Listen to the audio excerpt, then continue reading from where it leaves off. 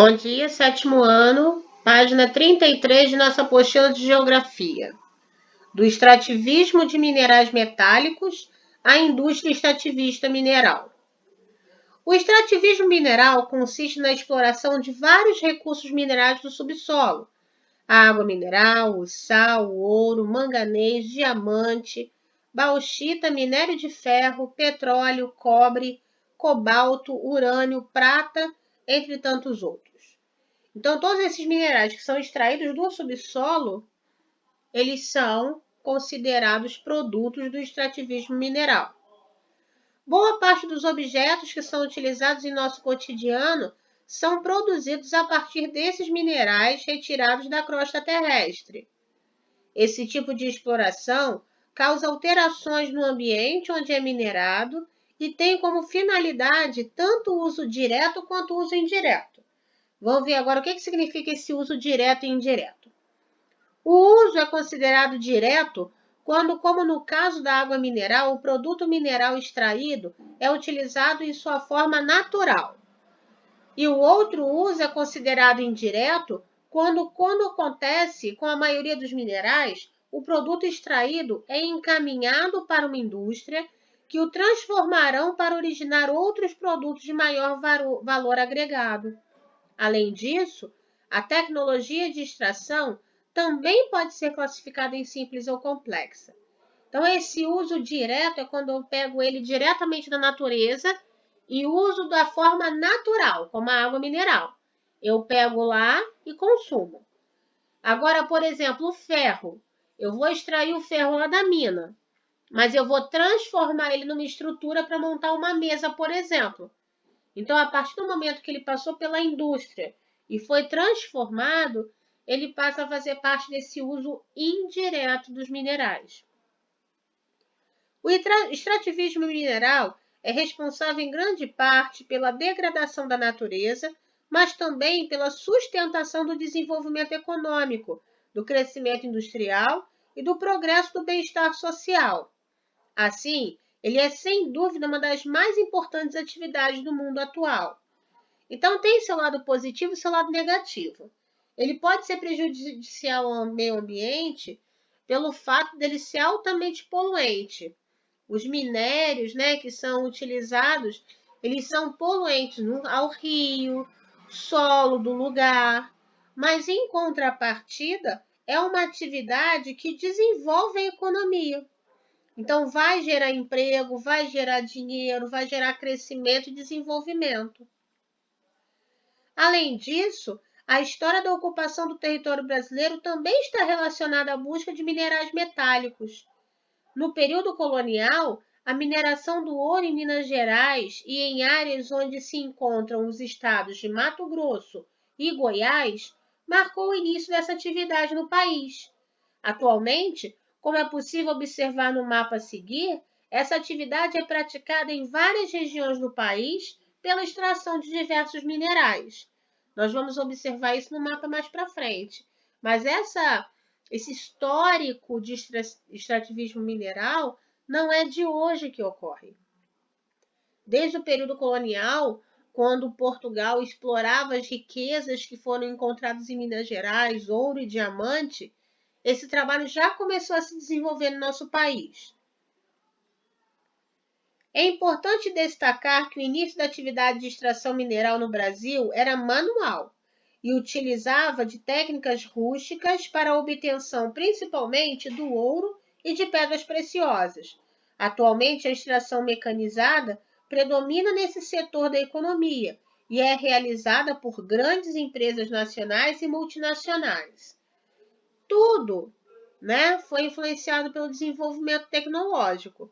A mineração não vai ficar para trás.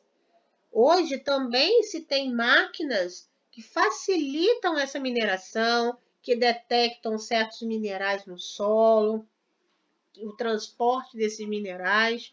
Antigamente era tudo manual. Era o minerador com aquela enxada, perdi o nome da palavra. Eles iam cavucando a terra até encontrar o mineral. Hoje tem várias máquinas que fazem trabalhos de vários homens, de uma vez só.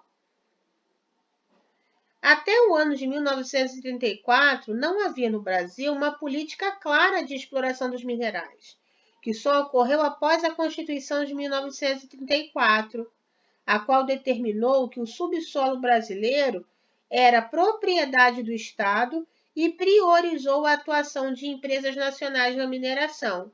Nesse período, o governo, então, sob liderança de Getúlio Vargas, desenvolveu políticas de nacionalização dos minerais brasileiros, criando a CSN, que é a Companhia Siderúrgica Nacional que tem aqui ao lado, em Volta Redonda, a Companhia Vale do Rio Doce, a Petrobras e o Conselho Nacional do Petróleo.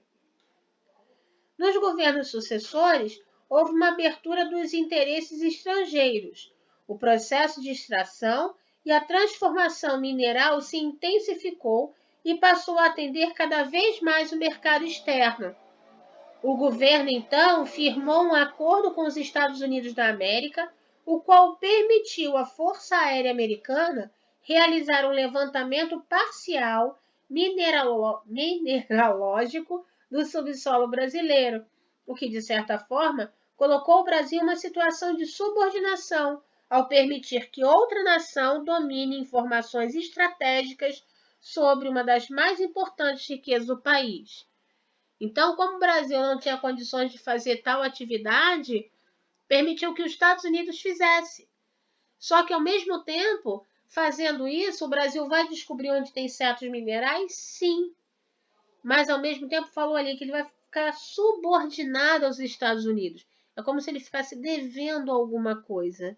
E os Estados Unidos já vai saber o que tem aqui e o que não tem.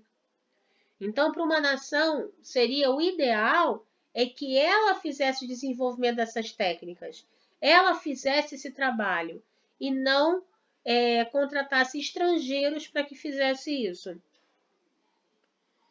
Essa política vigorou até a Constituição de 1888, ao determinar que apenas as empresas do capital nacional teriam permissão para pesquisar ou lavrar os recursos minerais. Posteriormente, no governo do presidente Fernando Henrique Cardoso, o Congresso Nacional eliminou as restrições às empresas estrangeiras na exploração dos recursos minerais brasileiros. Então, quando foi feita a Constituição de 1988, determinou-se que somente empresas brasileiras poderiam trabalhar com mineração em solo brasileiro. A partir do governo de Fernando Henrique Cardoso, ele liberou para recursos estrangeiros, para empresas estrangeiras, poderem também fazer esse trabalho em solo brasileiro. Essa determinação favoreceu a atuação de empresas estrangeiras no setor, bem como favoreceu o processo de privatização de mineradoras, como a Companhia Vale do Rio Doce. Então, ali, como eu estava falando, favoreceu a entrada de empresas estrangeiras aqui no Brasil. E quando fala que favoreceu o processo de privatização, eram empresas estatais, empresas que pertenciam ao Estado. Então, a partir desse momento, algumas empresas foram privatizadas, ou seja, venderam algumas apólices, algumas cotas dessas empresas para outras pessoas, e a maior parte das posses dessa empresa deixaram de ser do Estado para ser de algumas pessoas no privado, no particular. Durante esse processo de mineração no território brasileiro, se modernizou e passou a utilizar técnicas industriais com maquinário pesado, o que possibilitou o aumento da produtividade nessa atividade, que hoje se destaca no país, pois o minério de ferro é uma das principais commodities brasileiras. Então, é um ramo bem explorado aqui no Brasil. Esse ramo, quando fala de commodities ali, são produtos produzidos em larga escala, vendidos na Bolsa de Valores, com preço determinado na Bolsa de Valores. Então, é um produto altamente visado e explorado aqui no Brasil. Vocês podem ver por esse mapa aí embaixo, principais reservas minerais. Então, vocês têm alguns produtos, olha quantas minas. Claro que aqui são as principais. Se as principais já têm tanto, vocês imaginam se fosse levar em conta as menores.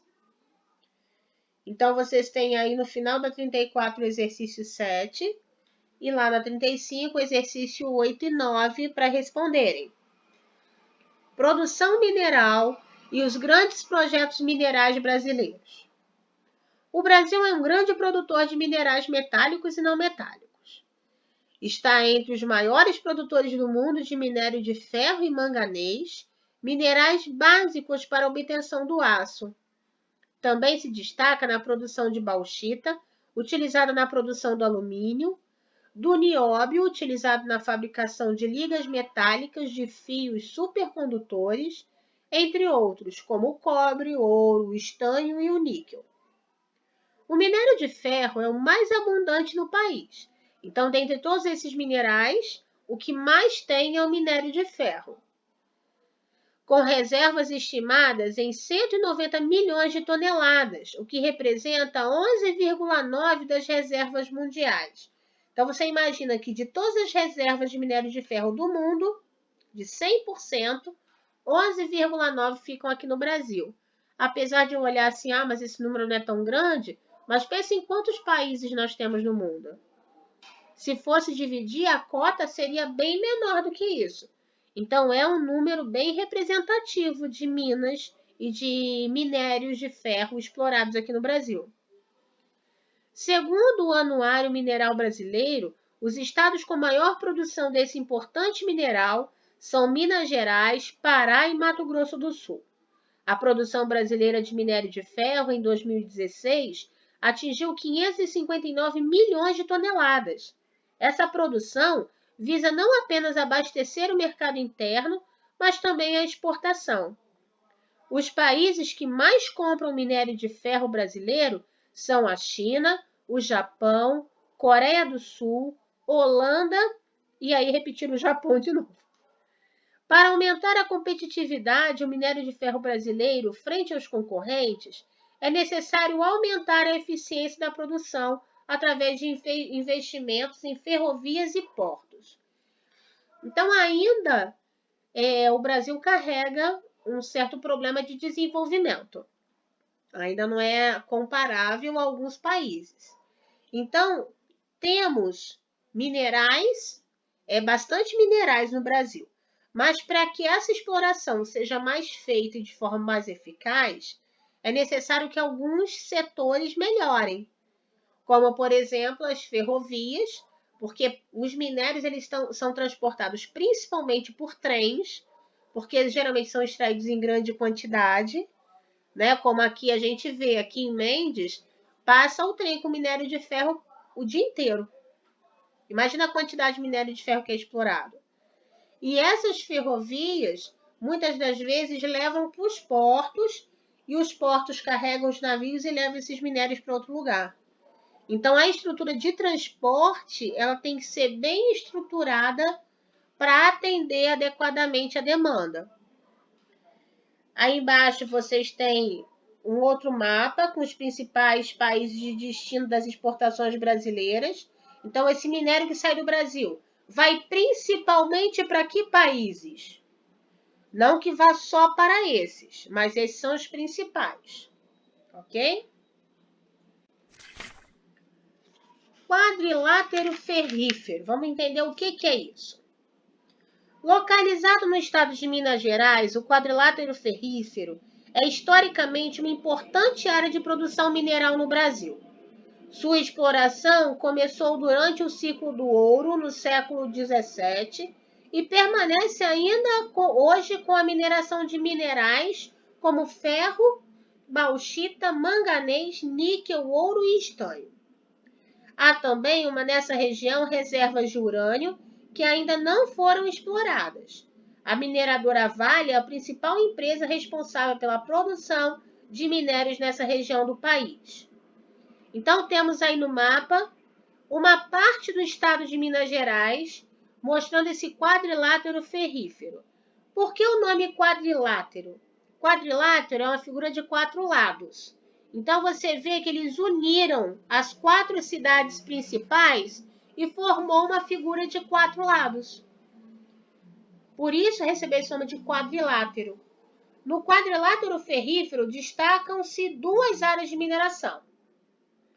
Temos aí a Vale do Rio Doce, deu nome à Companhia Vale do Rio Doce, antiga estatal, que foi privatizada em 1997, no governo Fernando Henrique Cardoso. A Vale do Rio Doce, infelizmente, é a empresa que foi responsável, a mineradora que foi responsável por duas grandes tragédias que nós tivemos nos últimos anos aqui no Brasil, com o rompimento de barragens, né? As barragens que romperam e causaram grande prejuízo, tanto com as pessoas, econômico, ambiental, mas é uma empresa bem grande que lida com a mineração. Temos Vale do Rio Paraopeba. A produção de minérios na área atende às necessidades do mercado interno e externo, então tanto para dentro do país quanto para ser exportado. Apesar da importância econômica da atividade nessa região de Minas Gerais e a geração de milhares de empregos diretos e indiretos, além dos impostos arrecadados nas esferas municipais, estadual e federal, que garantem a prestação de serviços para a sociedade, a atividade mineradora tem recebido críticas em função dos sérios impactos ambientais causados ao longo do tempo, tais como desmatamento, erosão, perda de áreas agricultáveis, contaminação do solo e recursos hídricos por metais pesados. Foi o que eu falei logo no início, né, da nossa aula, esse lado negativo da mineração. Gera-se muito emprego? Gera-se muito desenvolvimento econômico? Sim, mas em contrapartida, olha quanto prejuízo. Quanta área desmatada para poder ter atividade de mineração? Quantas áreas que poderiam ser usadas para agricultura não são por conta da mineração? E os minerais, os minérios que soltam durante o processo de mineração que contaminam o solo e os rios? As críticas que agravam nos últimos anos após a ocorrência de dois grandes crimes ambientais, os rompimentos das barreiras de rejeitos das empresas Samarco, em Mariana, e da Vale, em Brumadinho. Então, dois acidentes que aconteceram aqui, né? Foi lá em Mariana e Brumadinho, ambos no estado de Minas Gerais. Esses rompimentos causaram danos irreparáveis ao meio ambiente e custaram a vida de centenas de trabalhadores e moradores da região, além de obrigar centenas de famílias a abandonar suas casas e propriedades rurais contaminadas por metais pesados. Então, quem tiver mais curiosidade, procure ver, para quem não lembra, né, o rompimento soltou toneladas e toneladas de lama contaminada por metais, que foi carregando casas, carregando pessoas, propriedades, destruiu a cidade. Essa lama foi correndo pelos rios da região, chegou até o mar. São minerais que poluem, que contaminam, que mataram peixes, mataram vegetação. É um prejuízo que, infelizmente, até hoje é difícil de se recuperar. Temos um Saiba Mais, que eu quero que vocês leiam depois, tá bom? Esse vai ficar para vocês lerem. Página 38, temos outra área, agora a Serra dos Carajás. A Serra dos Carajás, localizada no estado do Pará, na região norte do Brasil, começou a exportar minérios em 1981. Com 525 mil quilômetros quadrados, possui bilhões de toneladas de minerais metálicos a serem explorados. Ferro, bauxita, cobre, manganês, bauxita de novo, aí estão repetindo muitas palavras dessa vez, né? E ouro. A principal empresa que atua na região é a Vale, aquela que a gente falou lá atrás. Para entrar em operação, foi necessária a implementação de grandes obras de infraestrutura de transporte de energia, tais como a construção da estrada de ferro Carajás, a usina hidrelétrica de Tucuruí e, mais recentemente, a usina hidrelétrica de Belo Monte e os portos de Itaqui e Ponta da Madeira, no Maranhão. Então, era uma região menos desenvolvida ainda. Então, tiveram que fazer toda essa adaptação na infraestrutura do lugar para poder tanto chegar o material para mineração, como para o minério poder sair de lá.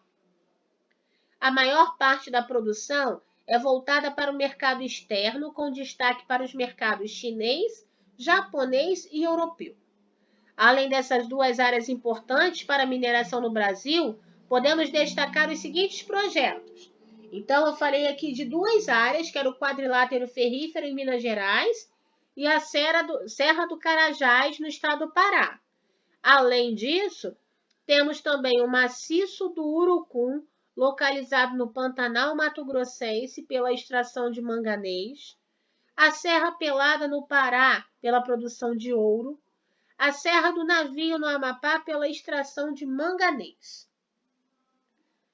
Aí agora começam os exercícios. Vocês têm ainda 39, 40, 41, até aqui no exercício 16 a 42. Tá bom? Vamos lá, mãos à obra. Qualquer dúvida, vão me perguntando no grupo. Não quero ninguém deixando de fazer para falar que não entendeu. Eu tô aqui para tirar as dúvidas. Ok? Vamos lá, mãos à obra.